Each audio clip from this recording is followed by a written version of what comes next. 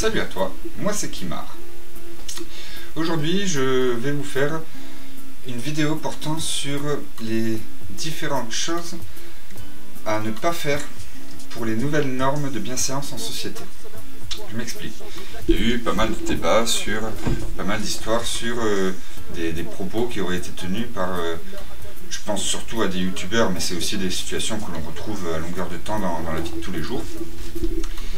Et des propos sur des peuples, sur des membres de religion, sur des membres de certains sexes, sur des personnes qui seraient trop jeunes ou trop vieilles, ce qui s'appelle de l'agisme en fait, empêcher quelqu'un de lui prendre toujours les objets de la main et faire toujours les choses à la place des personnes qui sont trop âgées dans votre esprit. C'est pas nécessairement bon, peut-être que les personnes âgées elles ont envie d'occuper leur journée un petit peu aussi. Enfin, moi j'ai pour principe d'aller les aider que si elles me demandent un coup de main en fait, ou si je vois que vraiment elles sont en train de peiner à faire ce qu'elles sont en train de faire. Mais les enfants, ça se construit comme ça se construit en faisant des choses par eux-mêmes, et du coup, moi je trouve pas ça nécessairement bien de toujours leur prendre les objets des mains et de le faire à leur place. Mais bon, ça c'était pour vous donner une petite idée. Donc voilà, j'ai vu plein de vidéos sur internet qui traitaient de 1 point. J'ai pour prétention, oulala, d'essayer de réunir un petit peu tous ces points-là et de faire the list des choses à ne pas faire en société. Donc voilà, je commence. Donc le premier point, selon moi pratiquement le plus important, entendre le non. Ça concerne tous les sujets en fait. N'importe qui vous dit non lorsque vous lui proposez quelque chose, n'insistez pas. Insister, ça commence à être mauvais en fait. Que ce soit en rapport avec le sexe, que ce soit pour des demandes sexuelles, ou que ce soit pour les demandes pour la drogue. D'insister pour que quelqu'un doive prendre une bière. Moi je sais que j'ai arrêté l'alcool il y a 9-10 ans. La chose que j'ai eu de plus difficile à faire pour arrêter l'alcool, c'était de dire non aux gens. Je me suis même déjà fait embrouiller par des gens qui étaient là. Ah mais vas-y, mais prends ta bière, rassieds-toi, allez, comme d'habitude là, et tout ça. Enfin, c'est hallucinant. Alors d'accord, c'est sympa, moi aussi j'aime bien transmettre un petit peu mes addictions, bien que dit comme ça, ce soit pas super génial en fait. Mais c'est... Si la personne vous dit non une fois, n'insistez pas, peu importe les circonstances. La personne se connaît. Peut-être que c'est un ancien alcoolique. Peut-être que c'est quelqu'un qui a été un ancien héroïnomane et qui ne veut pas prendre de médicaments antidouleurs contenant des opiacés. C'est logique en fait. Il ne faut pas insister. Même, je dis du coup même ça pour le milieu médical. Il faut faire attention. Chacun est maître de son corps, devrait être maître de son corps et de tout ce qu'il en prend. Et voilà. Donc n'insistez pas lorsque l'on vous dit non. Entendez le non. Alors, deuxième point, les personnes qui dorment. Les personnes qui dorment ne peuvent pas donner leur consentement pour qu'on leur fasse quelque chose. Personnellement, une personne qui dort, il y a 3 choses que je m'autorise à lui faire. Lui mettre une couverture dessus.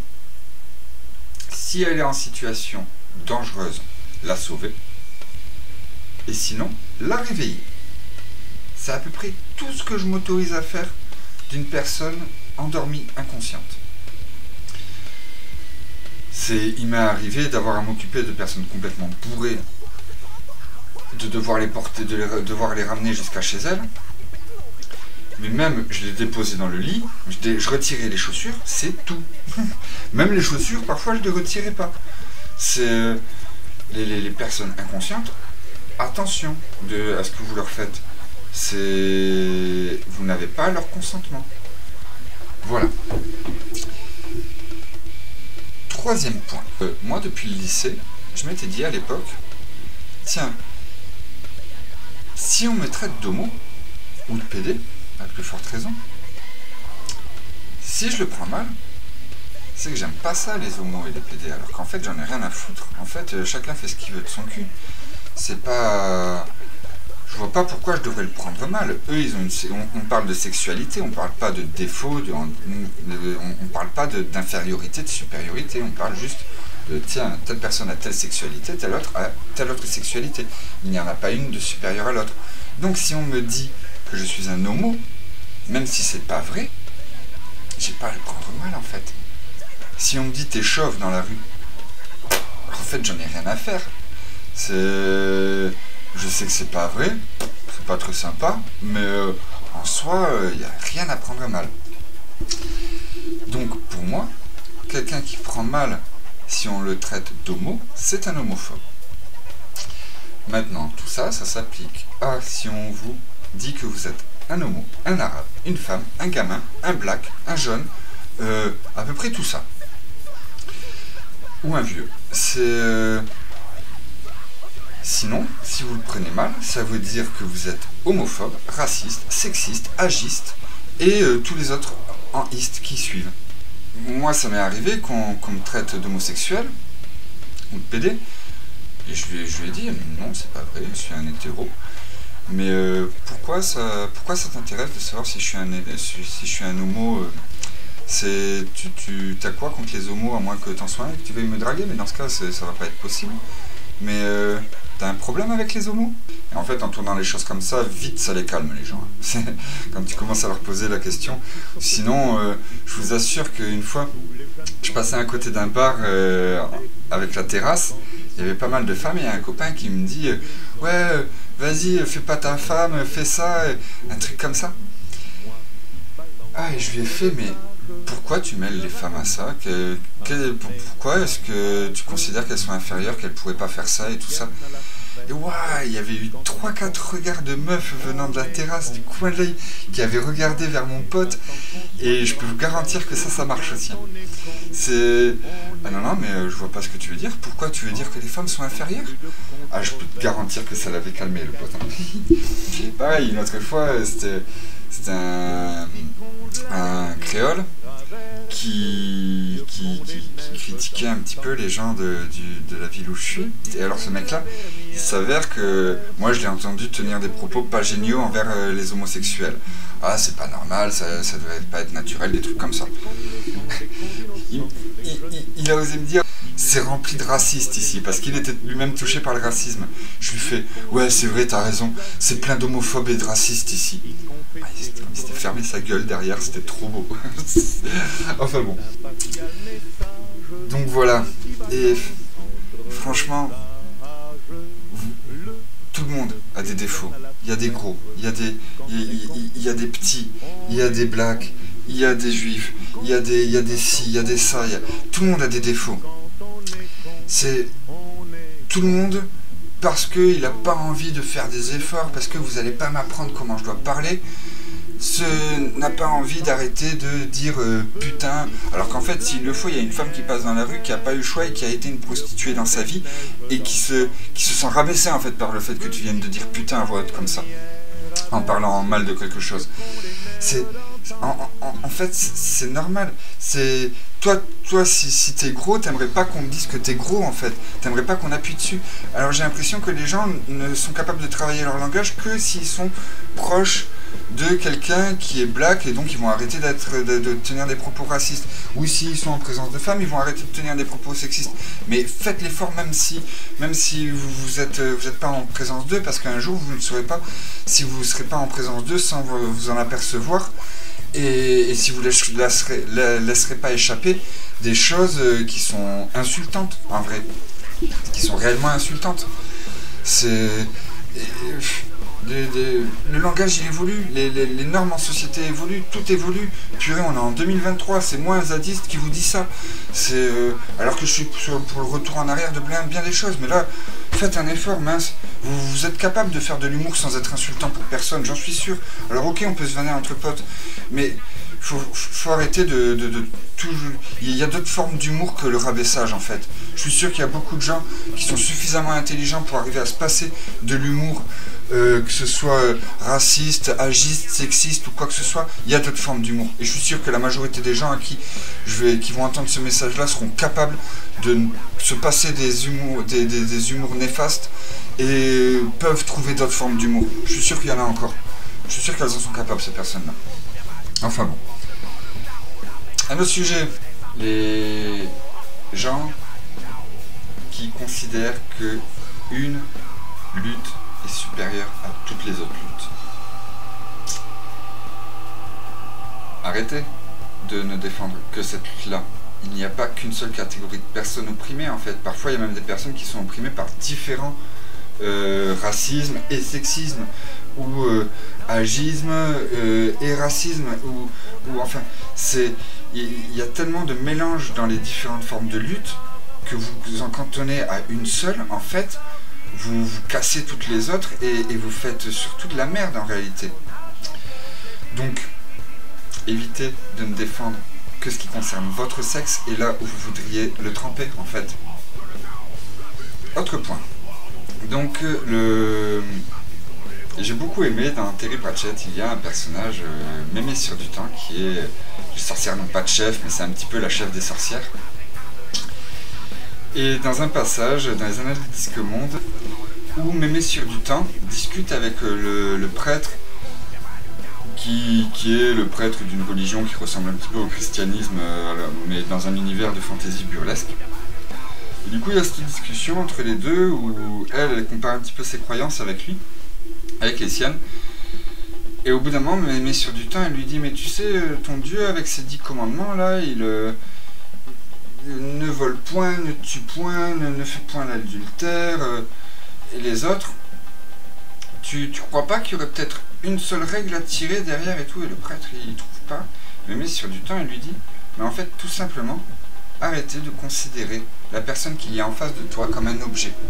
Ne jamais oublier que c'est un être humain qui a les mêmes aspirations aux libertés que toi en fait. Et c'est souvent quand on considère l'autre comme une propriété, comme un objet. Ça va beaucoup ensemble, la propriété et l'objet. Donc tu es ma femme. Donc comme tu es ma femme, tu es ma propriété, tu dois m'obéir, tu dois correspondre à ma volonté.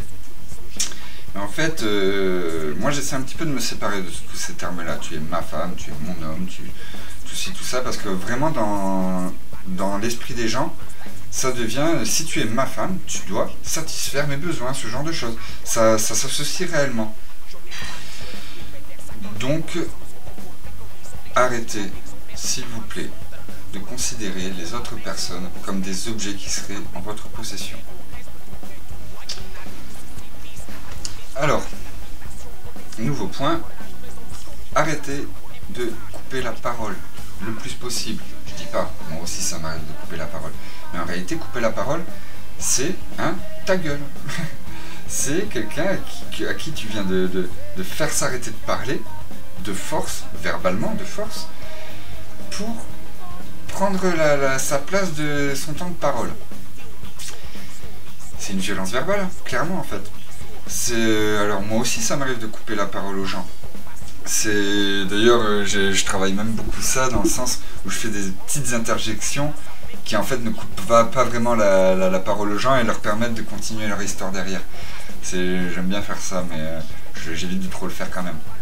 Pareil, sur Azad j'étais choqué parce que quand je suis arrivé, il y avait une pratique qui était faite, c'était quand il y avait une assemblée générale, quelqu'un parlait, et pour éviter d'avoir à lui couper la parole, tout le monde faisait ce geste-là de la main, enfin les gens qui étaient d'accord avec ce qu'il disait faisaient ce geste-là, ou s'ils n'étaient pas d'accord, ils le faisaient vers le bas.